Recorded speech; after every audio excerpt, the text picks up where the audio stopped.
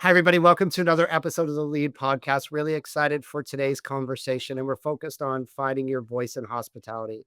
How do you build confidence, your network, and build career momentum? That might sound like a lot, but that finding your voice side is why I'm so excited to introduce Amy as a leading voice in her industry. Amy, it's great to see you. You too, Matt. Happy holidays. I love that we're kicking off 2026 with the famous Satyne Doner. And for those of you, I'm sure everyone already knows who she is, but for those of you that are learning who she is a senior editor at Women in Restaurant Leadership. She works with QSR and FSR leading their magazine. She's a 2026 SIA Media Rising Star. She's a Lean Network mentor that partners with Lead here, and she was named top 30 women in food in 2025. And we are super excited to have you here, Satine, speaking on something we're so passionate about and about confidence, how you show up, how you don't get those inner gremlins, and how you network. And I think it's really important for emerging leaders to learn that because it makes them more confident, more powerful, and it can lead to their next role a lot of times when you're networking properly and getting to know the right people. Plus, I've been reading a lot lately around you are the sum of the 5 people you spend the most time with. And I think that that's really important because networking with the right people can actually really actually elevate you, like I said. So, Matt, what do we want to know from Satine today?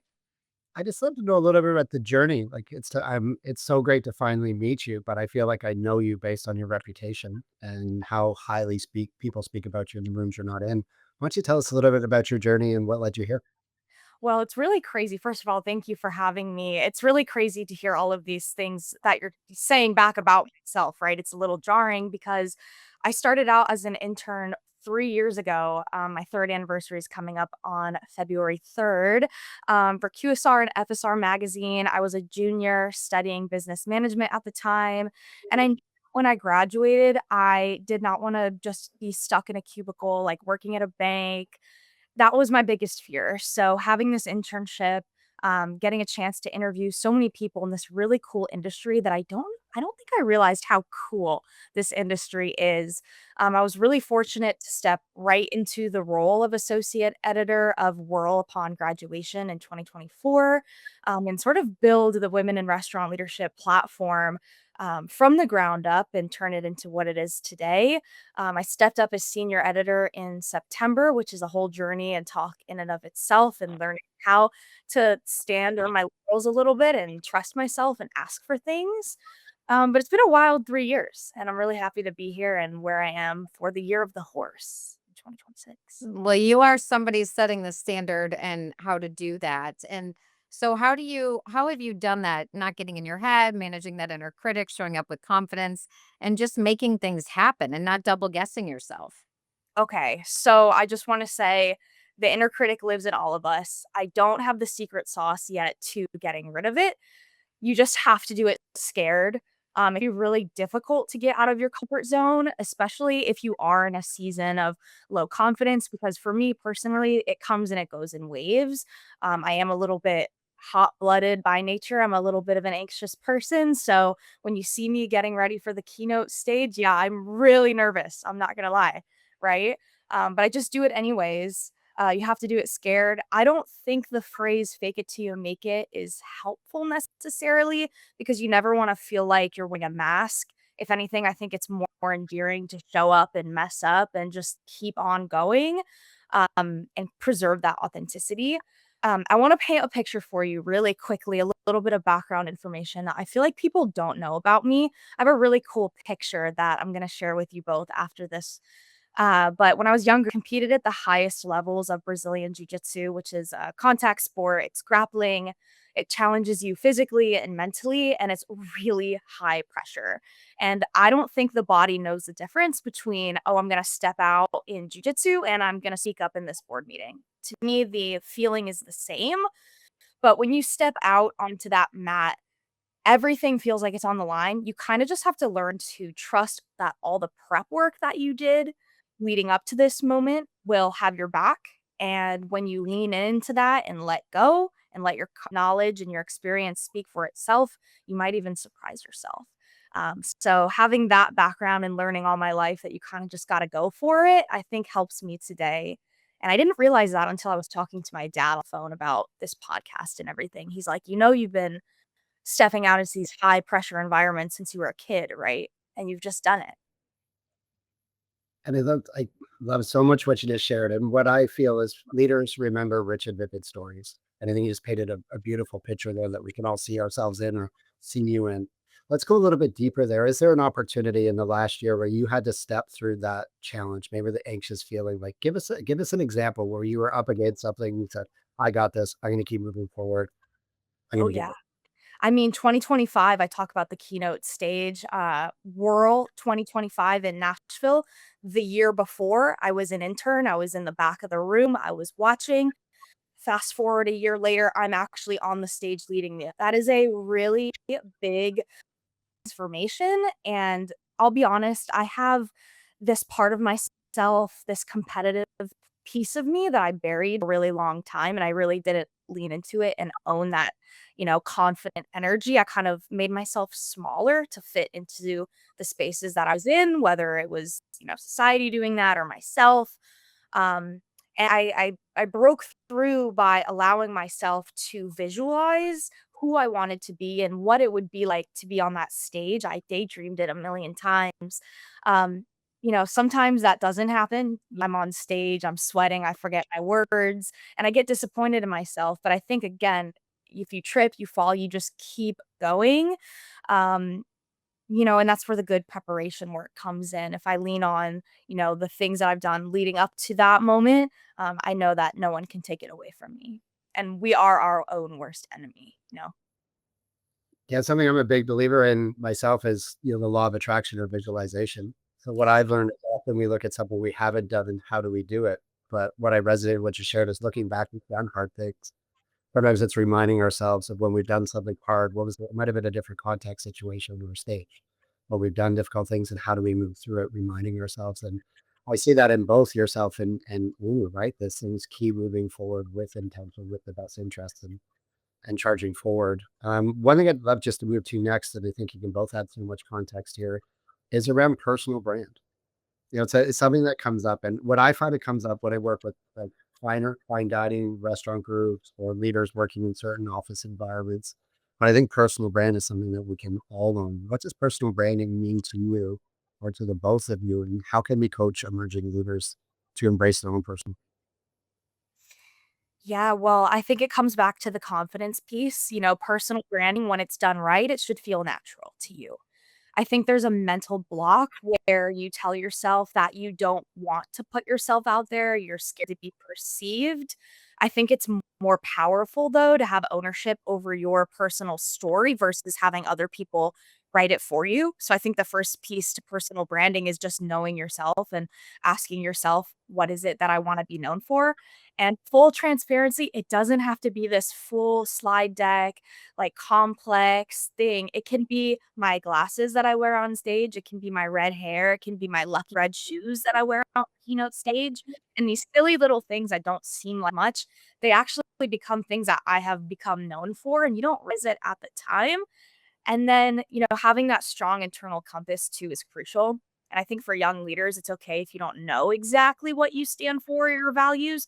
I don't have it 100% figured out, but something I've learned over the course of this year is that there will be scenarios that happen to you where you're tested, and that is where you learn like what you stand for. And over time, you'll gain confidence and get more comfortable with expressing yourself and wheeling yourself to others in a way that feels genuine to you.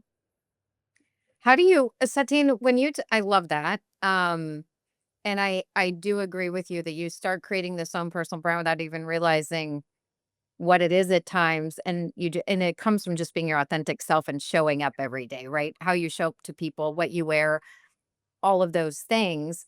But when you talked about being tested, and learning from that, and not, I always tell a lot, I tell folks a lot of times of don't stick in the mud. Like you're going to get tested, you're going to learn things. And part of your personal brand is how you show up from being tested, from Yeah. getting in the mud. But when you lose a lot of productivity and or your confidence, rather than thinking about it, learning forward and saying, okay, I learned from that, not going to do that again, and quickly getting and moving on. And I think that you do that really, really well. Not that I've ever seen you get tested and or whatever, but you run Whirl, and I'm blessed to be a part of that board. But I watch you and you show up with confidence and grace, and you listen to everyone, and you navigate a million voices, and everyone's coming at you, and you're always calm. And so I think a lot of times people get anxious when they're in situations like that, and you're very natural at it. Can you share when you're getting tested, or being put like a little bit pedal to the metal, or you're having to manage a leadership team or a team in the restaurant, or a team like you're leading with all of us? How do you like, what tactics do you kind of use that a lot of the managers and the emerging leaders listening could take back and actually action them? I think if you hold the spirit of hospitality and you have that the heart for it and the personality for it, I find that that helps me, especially when I'm navigating so many different things. I will say I am a natural bridge. I love to connect people. That is my passion. There is no more perfect role for me than the one I'm in right now, but I know my strengths and weaknesses, right? I love bridging people together and culminating everyone's voices, but I am kind of bad at setting boundaries. I'll be the first one to say it. So it's in those moments where I've had to learn, like, okay, Satine, I know it's really uncomfortable, but you need to send the text and throw your phone across the room. Like, you need to send that email. You need to, you just have to press send, right? Because I am a analysis paralysis type of person, and I tend to get stuck in the mud. And I find that when I'm being challenged, especially in moments of change, there was no playbook for Whirl, so it's constantly changing, and everyone wants to put their 2 cents in and all this. I find that what helps me is to actually retreat, from everything for even if it's 10 minutes, go for a walk, do things to help settle my mind so I can come back with that calm energy that you were talking about. I think I'm feel that I'm drawn into the episode. I think if you're an emerging leader, you could go back and watch that last 4 minutes and just watch how you received feedback, process the feedback. I saw a little glimmer in your eyes when you heard Amy's feedback, but came back. One of the most thoughtful leaders I've had the opportunity to have on this podcast. And I'm not saying this just to celebrate you. I want the leaders to see themselves in your message and in your story. You really know yourself. People talk about being comfortable in their own skin. One thing I have to ask that wasn't planned is, what's that journey look like? I am 45. I didn't become comfortable in my own skin probably, and I still have work to do for about 3, 4 years. Gosh, I just thought you were 30. I mean, who knew? Exactly. Who knew? I left that one over for everybody to take down. But like, I admire your self reflection and how well you know yourself. Is that from the training? So your teaching training, is that from your belief? I I don't know what it is, and I'm going to be extremely vulnerable. I haven't really talked about this a lot. People who are close to me, Amy, I don't know if I've ever mentioned this, but I was in a home situation when I was in my teen years where I felt like my voice was taken from me. I wasn't really in a safe environment where I could express myself, and I lost sort of all of those qualities I had when I was little, like writing, I stopped reading, I stopped doing the things that light me up inside, because I was in survival mode, and I feel like a lot of people have experienced something like that. So when I was 18, I made this really radical decision out of nowhere, like something inside me told me you need to leave, and leaving that situation and getting the courage to stick up for myself. That was in 2020. That was during I graduated during the pandemic. I took those, I would say the past 6 years has been a personal and professional journey of finding my voice again, reconnecting with the things that light me on fire. And I think Whirl has healed me in ways, um, that it's really, I'm gonna cry, but like Whirl has healed me, and I've returned that energy back to anyone that comes into contact with me. I just got the chills on that one. And So that's just for the audience, right? I really appreciate your vulnerability. I grew up the same way. So I was silent for years, and why I speak and coach for a living is because I didn't have people around me that had that support. My coach said, "My work is my wound." So I'm trying to provide opportunity to future leaders that didn't have it themselves. So for those that are watching, I felt hard. I had a chip on my shoulder to prove to everybody that I could do it because I had it when I started to let that go. And what I really admire about you, I don't see you carrying the chip. For the emerging leaders, everyone's been through shit. Amy, from what you've shared with me, can you relate to what was just shared? Mm, yeah. Oh yeah, I mean, We've talked about that on other podcasts, but yeah, I mean, I think it makes you who you are and resilient. And I think when you're going through situations like that, Satine, and a lot of people listening on the call, a lot of people in the hospitality industry come from crazy situations, and we are a place where people can thrive, and there's mentorship, and it's a big source of support and networking for others. It's not just a job; it's a community. And so I love that you shared that and came out of it and kind of not kind of, but you have found your voice. And so I have a lot of respect for you. And I think you're a badass and a role model for a lot of um men and women in our industry, and what you can do and the impact you can have, what one person can do to impact the whole community and hospitality. I mean, you're a role model for that. So I do want to switch it over for a minute to networking, because this is something that I think that you thrive in. You have a lot of strengths and a lot of talents, but I watch your posts on social media, how you manage LinkedIn, how you manage Whirl and bring the community together. And I don't know how you do it, but you make everyone feel special that comes across your computer, your phone, your texting. But how do you do that other than throwing your phone across the room when you send an email sometimes to a bunch of us, and we're probably all responding with things we want. But how if you're a brand new person coming into this industry, and like you said, you had graduated, you come into this, all of a sudden you create Whirl, and Danny and all of you are doing this thing.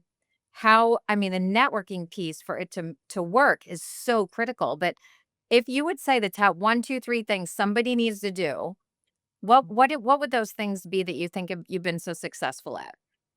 Okay, so I the first thing I did when I started my internship, I every person that I came into contact with, I added them on LinkedIn.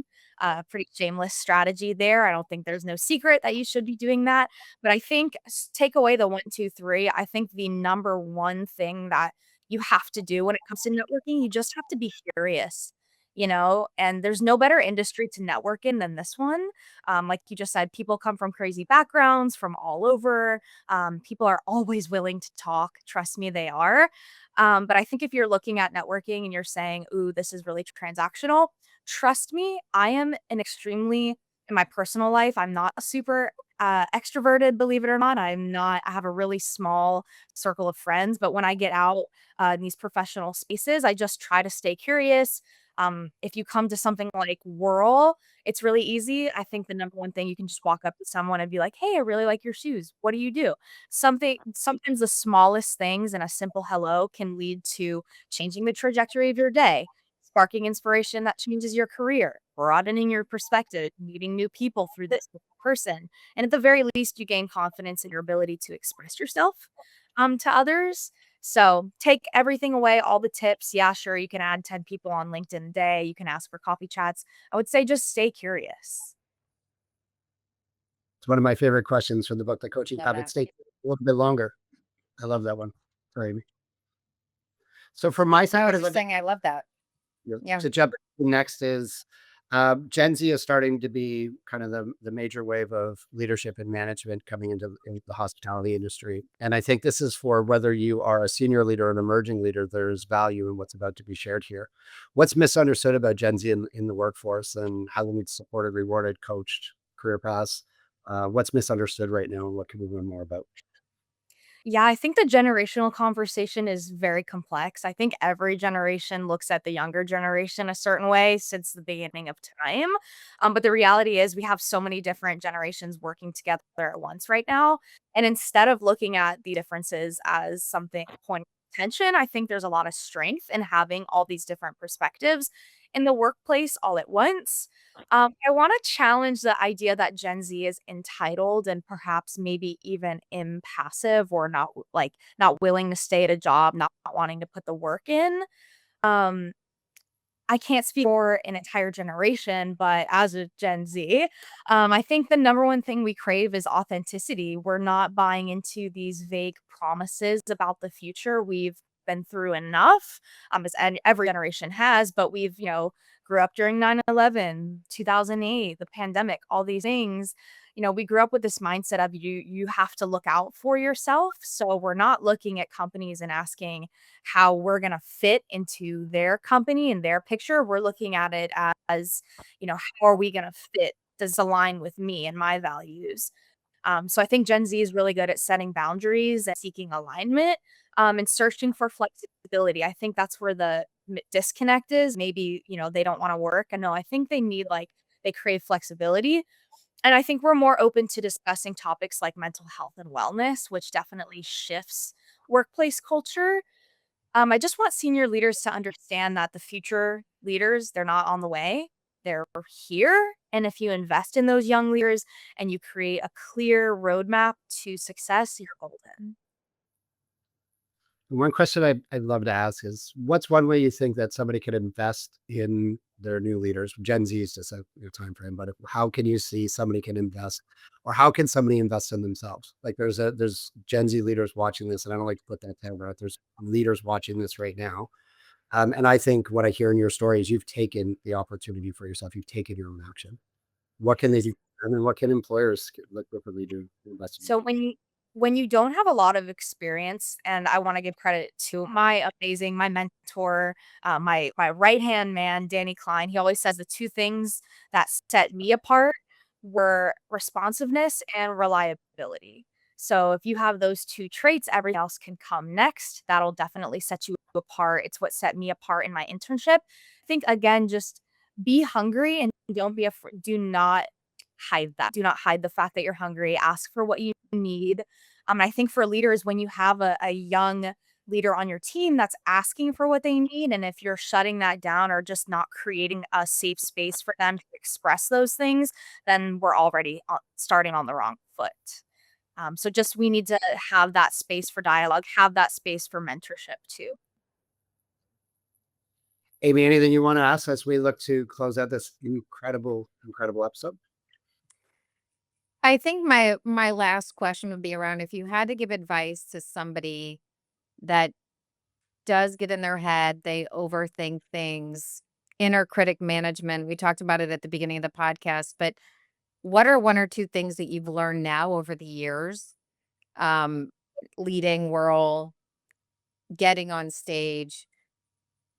What are one or two things that you kind of calm your mind so that you know to do these things when you're feeling that way and give advice to others listening? Yeah, I am a certified overthinker. I feel like I am very qualified because it is a daily struggle. I'll be honest, it's not these big radical changes that help you manage the inner critic. It's more so like how you talk to yourself every day. I think limiting negative uh, talks inside my head. I really worked hard every time I get a thought that's more negative or like, you can't do that. I try to just rewire every single thought. And every time you do it, it gets easier. You build the habit.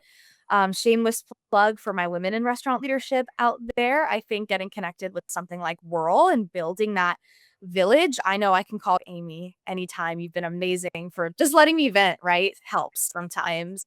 It helps you create that confidence when you may not have it for yourself, just having that unbiased source. I'm a big journaler. Of course, I'm a writer. So I always journal. I find it's easier. I keep this little tiny notebook like in my purse. I have about a million of them. If you just get the thoughts out, it helps. And then the last thing I want to say, it's not really work related, but keep your hobbies. I know life is really crazy and you may feel like you don't have time, but these passions that you have when you were younger, Keeps you sane. Keeps you it's sane. insane. I mean, I wake up at 5 a.m. Monday, Wednesday, Friday. For the first 3 hours of the morning, I'm cleaning stalls. I'm getting gross and disgusting and dirty, but I have had revolutionary thoughts in a horse barn cleaning up poop. Okay, I'm just being honest. I Right? love The that things, though. I love the it. little things in your life that light you on fire, that energy will ground you no matter what room you step in. So keep your hobbies. Mine just Well happens to be done. kind of, I guess. No, I love that you shared that. The Yeah. journaling, keeping your hobbies, I think all of those things are important. I will share an affirmation with one of my girlfriends shared with me the other day. She said she was talking to a gentleman and he's her mentor and he said, "I need you to remember to hug yourself." and to make sure you love me some me. And you look in the mirror and you say that to yourself. Sometimes when you're having that moment of insecurity, doubt, self-doubt, maybe had a crazy day that you weren't expecting, but make sure you know you love me some me to yourself. So Yeah, you need a um really good hype playlist. Like a really they have that too. My partner calls it my baddie music. I don't know what that means, but You need to share your playlist with everybody. yeah, Yeah, I will will. do. Thanks for being on, Satine. You're a total badass role model, rock star. You're gonna be, I don't even know what else you're gonna be running. You're gonna be running the world in another 5, 10 years. And I'm one of your biggest fans. And thanks for spending some time with us and helping emerging leaders get to where they want to be like you. Thank you.